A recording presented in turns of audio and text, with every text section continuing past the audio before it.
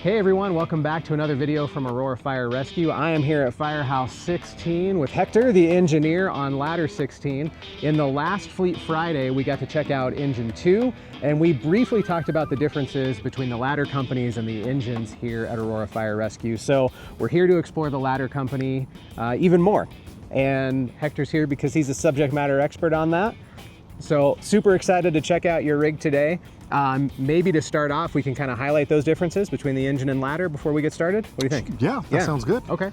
I think one of the main differences is between the engine and the truck is the engine is the apparatus that has a tank of water.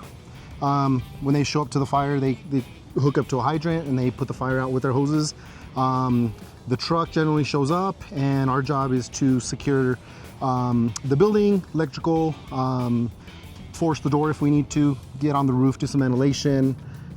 So our work is a little bit different. Go in and do some rescues and also help the engine crew with the hose as well. Nice.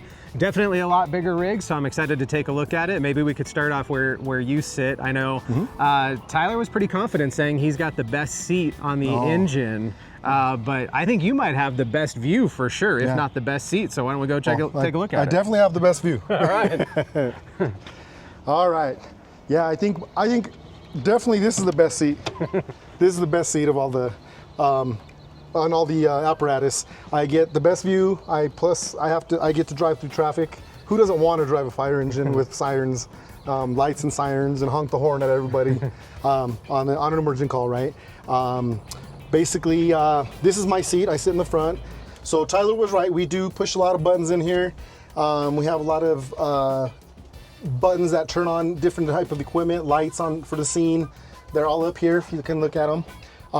We also have a camera. A lot of the newer rigs have backup cameras.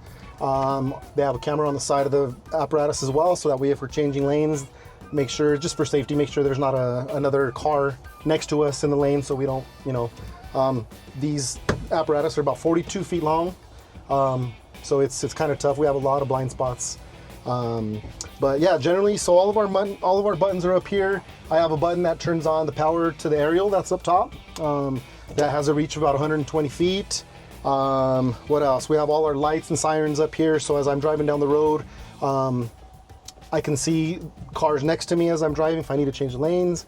I can also control the air horn from these buttons. I can control a lot of the information it gives us just for safety. It lets us know if everybody has their seatbelt on. Gives us a lot of different information if the engine needs to be serviced, things of that nature.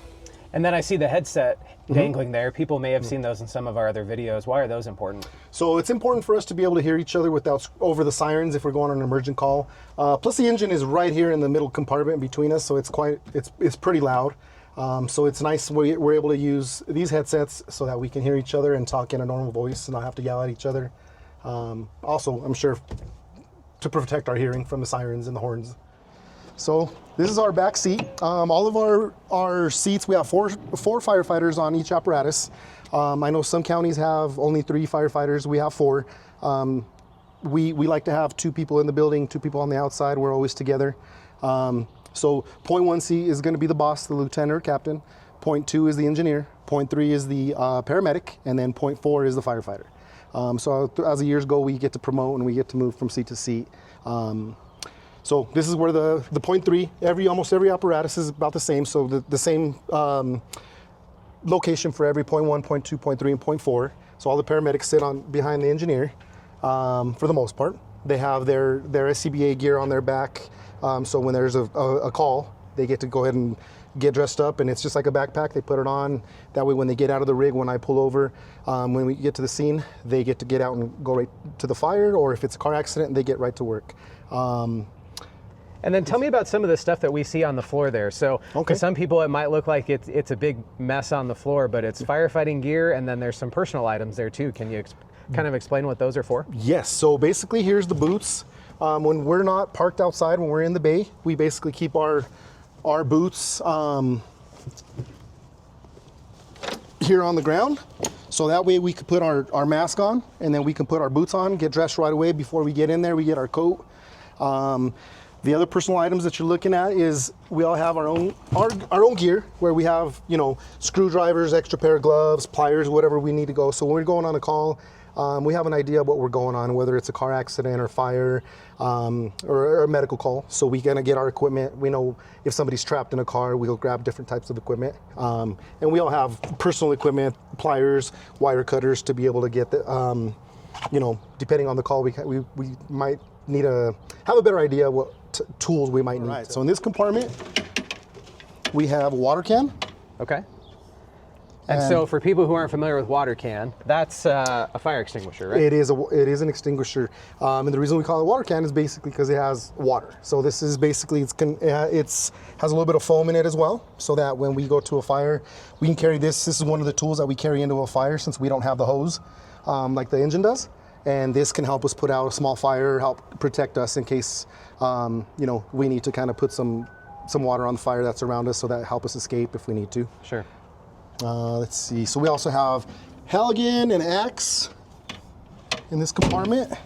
On the other side, it's pretty much mirrored, and they have, on the other side, we have another water can as well. Okay. And a Halligan, same tools. Sure. And again, it's easy access for the person, for the 0.3 seat to come out. That's why we have the other door on the other side with the same exact tools. Nice. All right. Our first compartment here, this is our medical stuff that we use as well.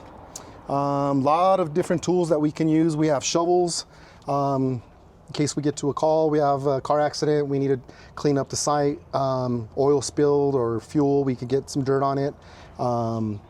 We have a lot of different extra O2 bottle as well, for medical calls. Let's see here. We have lockout equipment. So we have this pink stick. I think a lot of the rigs have this as well. Help us get in a car if somebody locks their keys. A lot of times we have somebody that goes to the grocery store with their kid. For some reason they take their keys, they have a lot on their mind. They lock their kid in the car, so we have to go and help them open it up. Okay. What else we have here? We have a man sack here that we carry in case we have to carry somebody out of the, not able to walk on their own, or pick them up, get them to the ambulance in a hurry. Basically, it's just a tarp with handles. Okay. We have a backboard here. Some New York hooks that we have.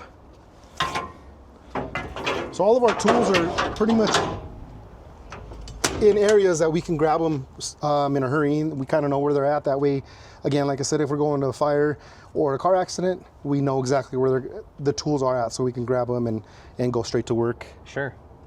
For some of our astute viewers, they may see a green section of hose, or a couple of sections of hose up there, and wonder why that would be on a ladder. All right. Well, one of the reasons we have hose as well is we don't need to depend on the engine for water. So this is a high-rise pack. They're 50 feet each. This one has the nozzle on this end. On the other side, pretty identical cabinet. They have another 100 feet. Only one nozzle though. So the nozzle will be on this side. Every firefighter, there's 4 firefighters, 4 sections of 50 feet. We each grab one, take it up to a high-rise, and then we have, in the stairwell, we have the standpipe that has a hose valve. This is where we connect to that so that we can fight the fire on that floor. Awesome. When the other engines show up, they also bring theirs. That way, if we need to attach more hose, we have more hose to be able to, but this basically gets us started. So we're not waiting on a fire engine with the tank and stuff like that. Up top above this compartment, looks like there's a little giant ladder. Yes, so that little giant will help us get it, if we need to get in somebody's attic, something like that.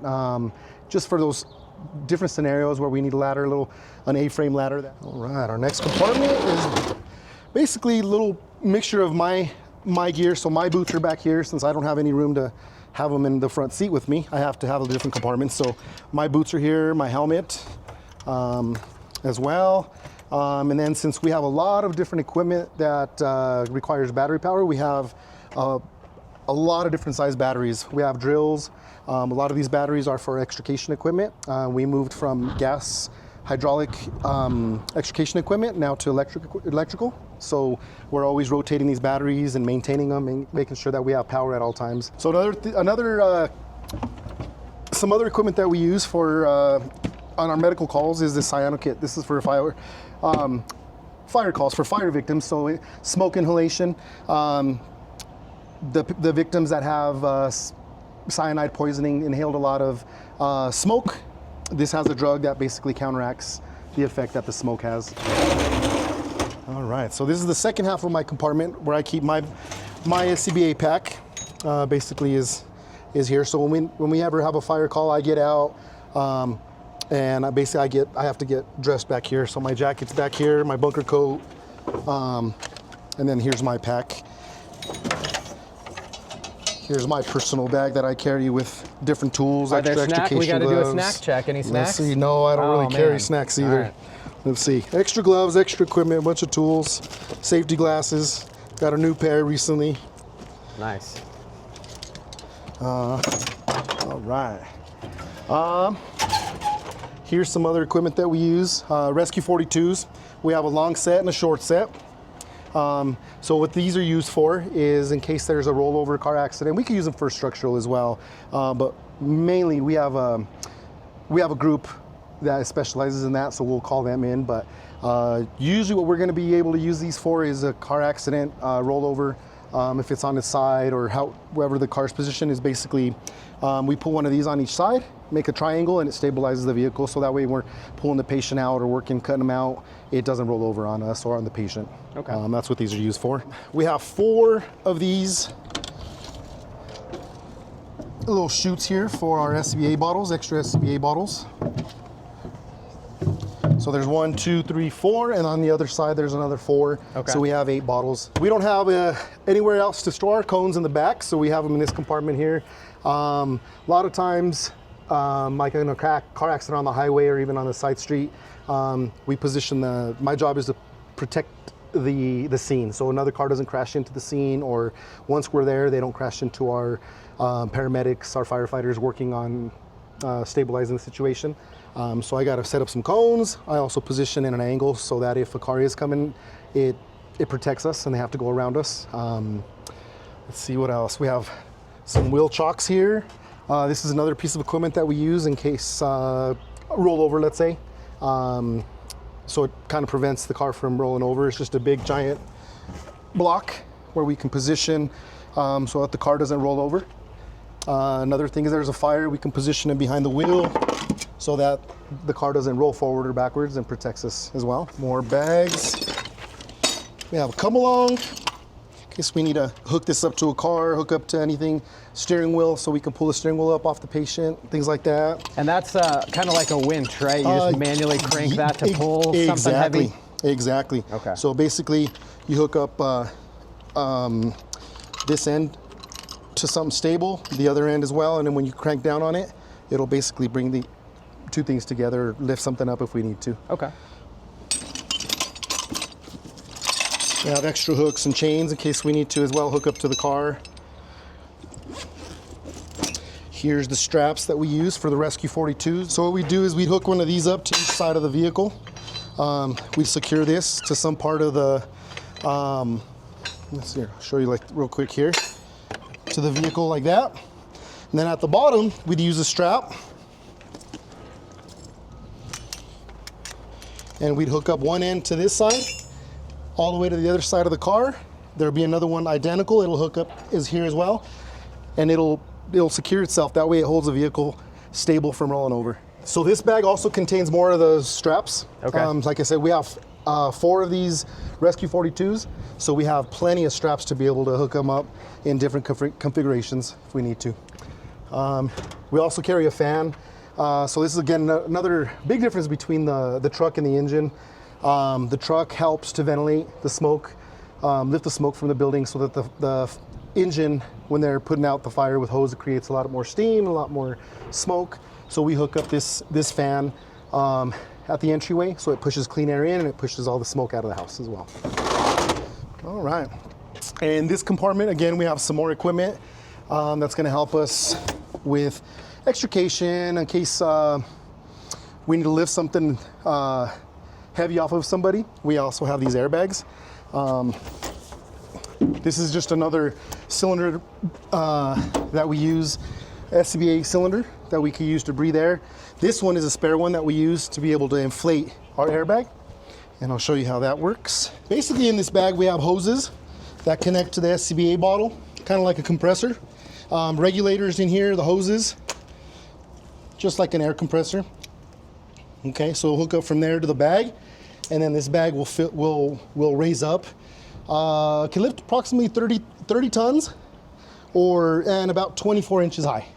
So if somebody were like trapped under a vehicle. Yeah, so like let's say somebody was working on their car and their jack collapsed and they're stuck underneath their car, we can basically show up, we can set this under their vehicle, hook this all up, and then hook up to the air bottle, fill it up, and raise the car up off of them. We have basically it's an air gun, air chisel. So if we need to cut through a car through the metal, we have different attachments that can basically cut through the metal. Again, some extra tools. So this big heavy box basically has some chains. So this is some more equipment that we use for extrication or rollovers, basically to secure the vehicle so it doesn't roll over.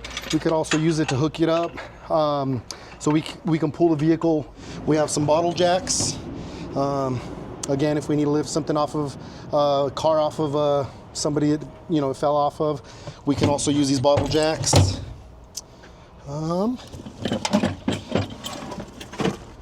We have some wrenches here for the hydrant wrench. This attachment here allows us to connect the 5-inch hose to the hydrant and connect it, loosen it, tighten it. In this bag here, we were talking about it earlier, we have some smoke alarms in case we need to replace one for the public. Toilet bowl ring, wax ring. So the reason we carry that is in case we have come across some kind of, basically the wax creates a seal.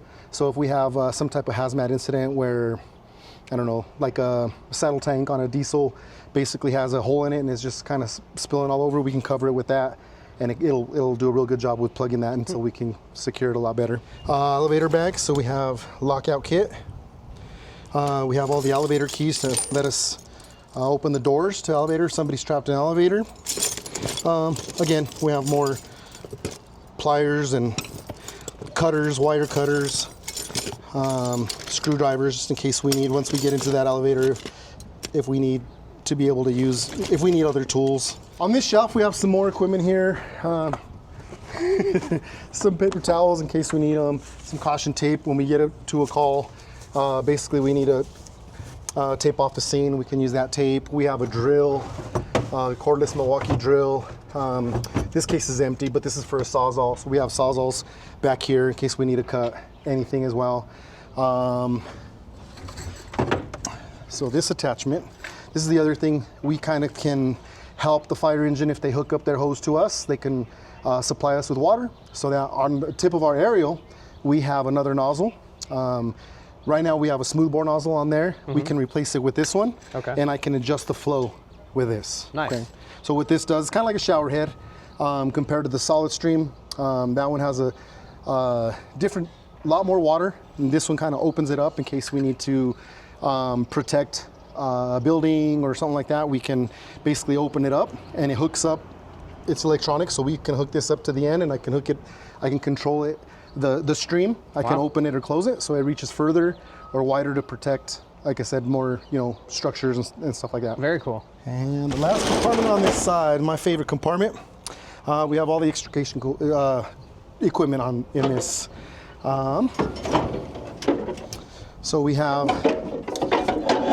some cutters.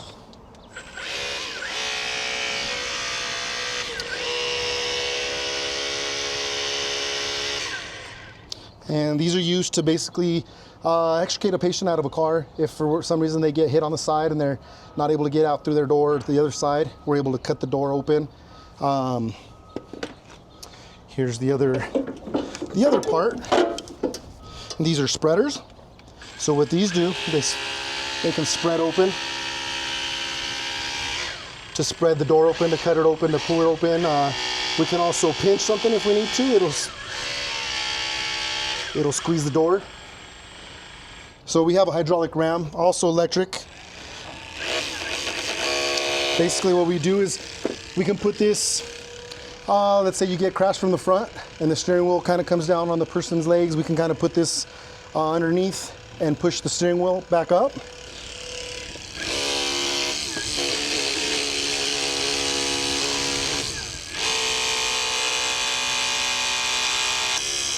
That's the compartment we were at earlier. Yep. So if this battery runs out, we have all of these different batteries here. Nice. And they're all charged, and we check them every day. Sawzalls as well, same Milwaukee, same brand, so that we can cut anything, whether it's wood or metal. We're always prepared, and we have 2 of them, just so that we can do twice as much work if we need to. Fire extinguisher back here as well. We have a portaband up here. This is another nice tool. In case we have some kind of impalement, this reciprocating saw basically can cause whatever object that's in a person to vibrate and cause more injury.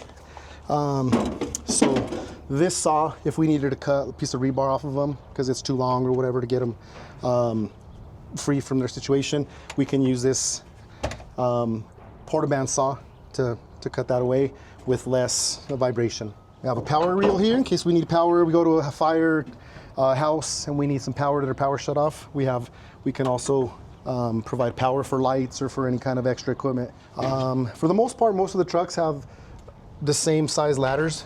We have 224s on this ladder, on this truck. We have a 16-footer, 20-foot roof ladder, and a 35-foot ladder. Okay. Let's see here. We have some pike poles, different lengths. Lots of use of space there in hidden areas. Almost everything, yes. Yeah. Yes. More pike poles on this side. Okay. Yeah, awesome little compartments there. Yeah, and this is one of my favorite areas as well of the rig. So as you notice on the engine, they have the catwalk with their panel where they control the hoses. This is where I control, where I can set up the aerial. Okay. This is where basically my master controls are to raise the aerial up.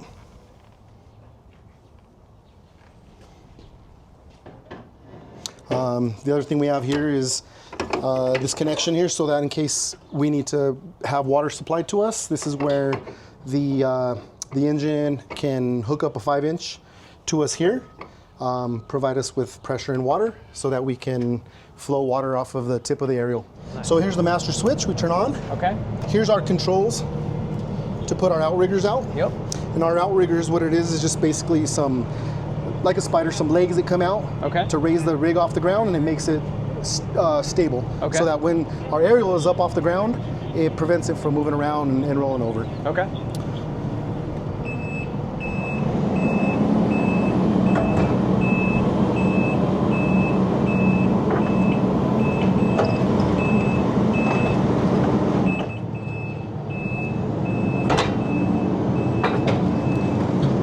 So it looks like you lifted the entire back part of the truck off the ground. Those tires are completely off the ground right now. That is correct. So what we're doing is trying to get the offload the suspension from the apparatus so that it doesn't give us any bounce and it keeps the apparatus more stable.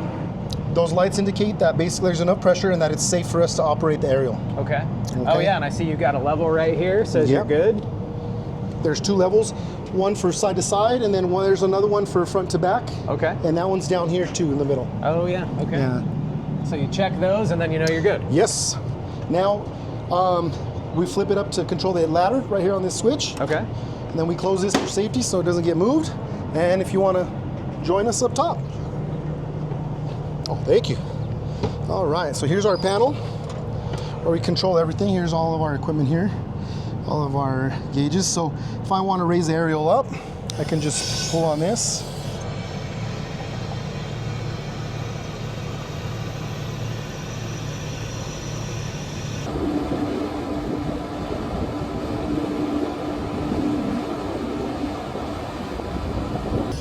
And then if I want to extend it, there's another control here that we can control.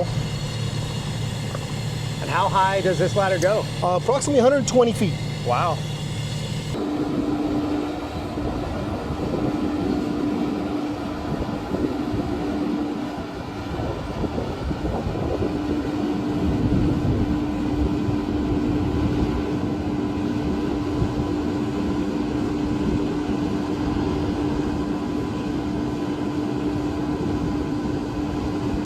There we are, fully extended.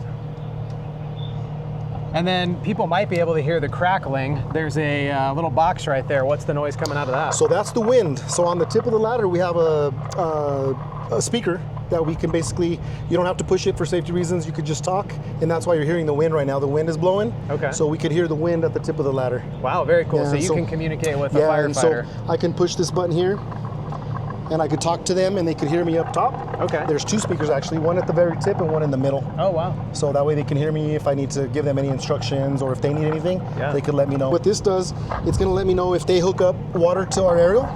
Can you see this water line? That's our waterway. It goes all the way to the tip of the aerial, and if you get on this side, you could see the tip, the nozzle that's on this side. Oh yeah, way there at the end. Yeah, this flow minder here, this tells us how much water that we're getting at the tip, Nice. which flows about 1,000 gallons a minute. So on this side, exact opposite side from the other extrication equipment, we have more extrication equipment. The difference between this side and that side is these are bigger, powerful, Okay. more powerful tools. It's just a bigger version of the other ones on the other side. Sure. Let's see here. We have extra extension cords here in case we need to, again, hook up any kind of power, fans, lights to a building if we need to. All right.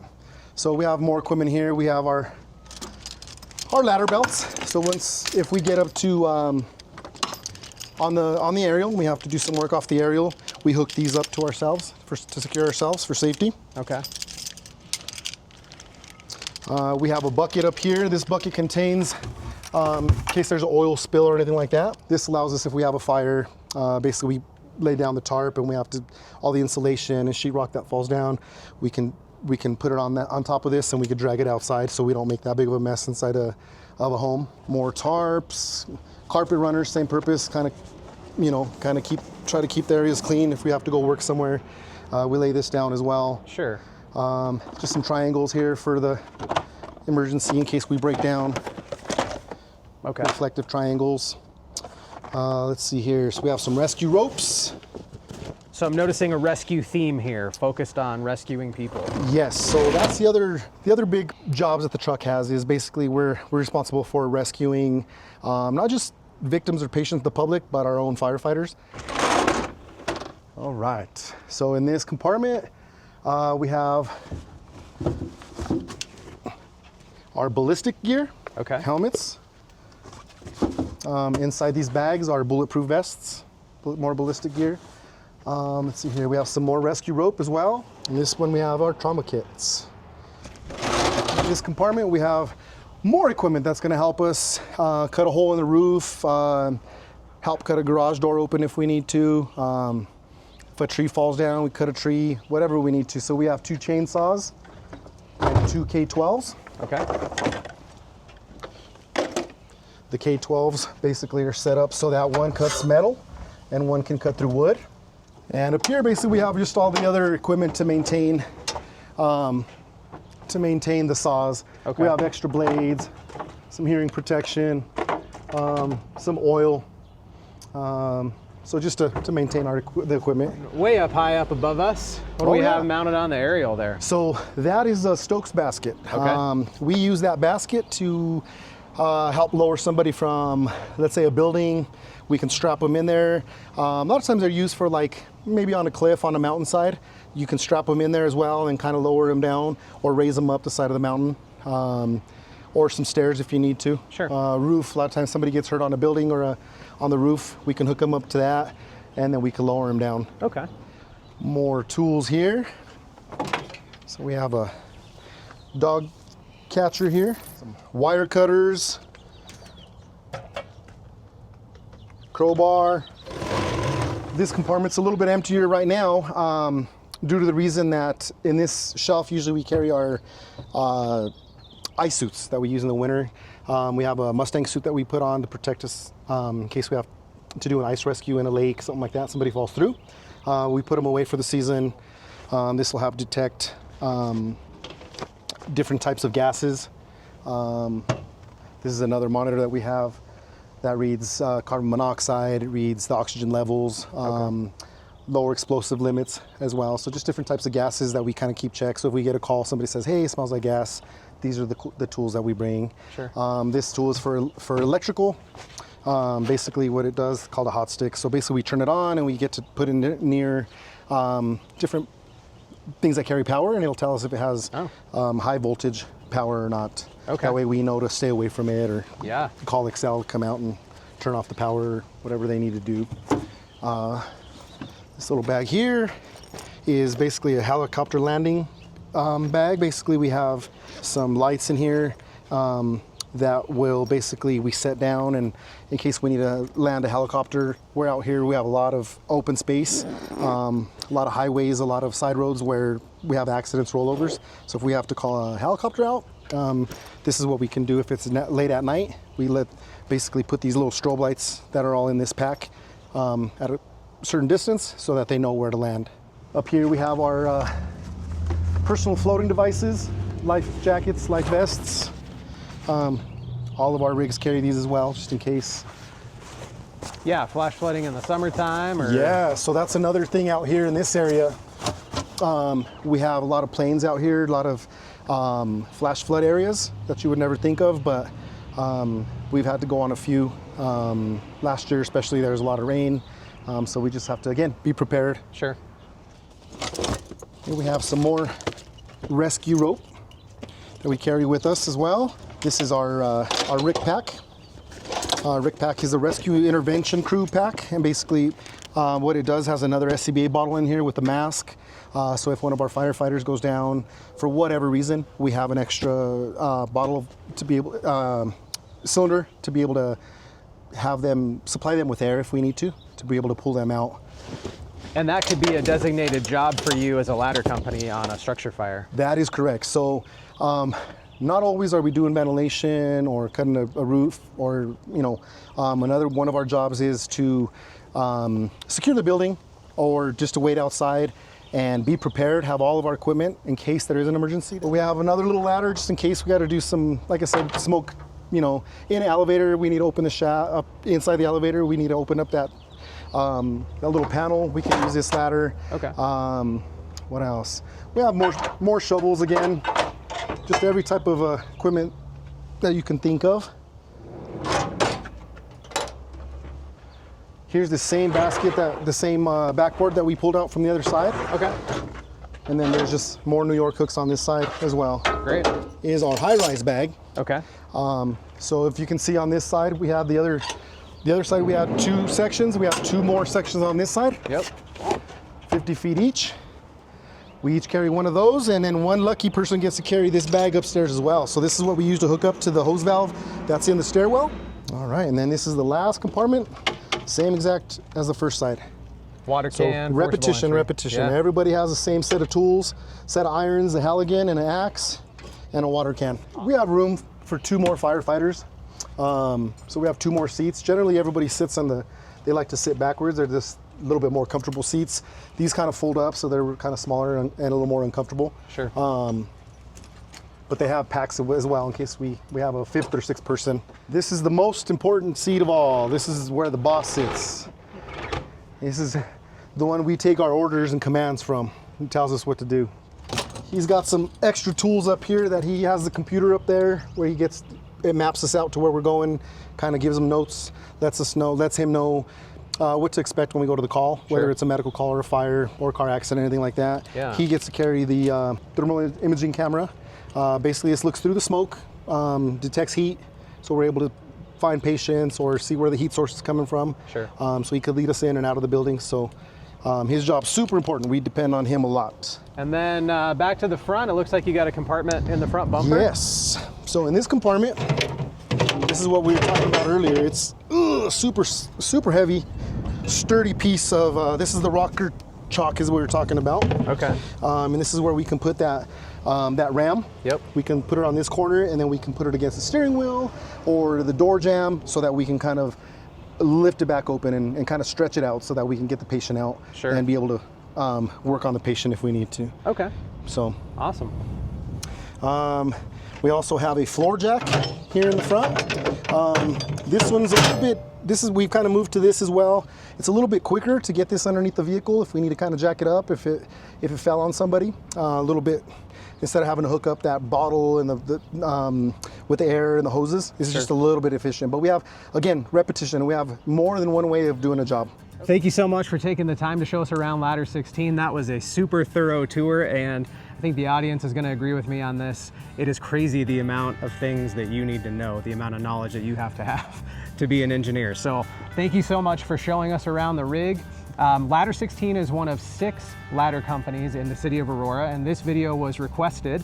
Somebody wanted to see a ladder, and this is the spec that is the new ladder companies that Aurora is receiving. So 5 of these are pretty much similar to each other. There's a 6th, which is down at ladder 13 right now, which is just a little bit different. And there's a new ladder truck that's going to be delivered to the city of Aurora later this year, so we'll see where that goes and where the apparatus end up. So to everyone watching, thank you for your video suggestions. Please let us know what type of apparatus you'd like to see next. What do you think? If we've already seen an engine and a ladder, what would you recommend we see next? What do you think? Oh, I wasn't ready for that question. Pop quiz. Yeah, maybe brush truck. Yeah, brush? Yeah, brush truck. Have a whole different purpose as well. Nice. All right, I like it. We'll add that to the suggestion box. Thank you so much for watching. If you have questions for myself or for the subject matter expert ladder company engineer right here, please let us know in the comments, or you can email me, afdpio@auroragov.org, and I'll see you in the next video. And I bet you this guy carries snacks. Oh, he's got gum. One piece left. I think he needs it.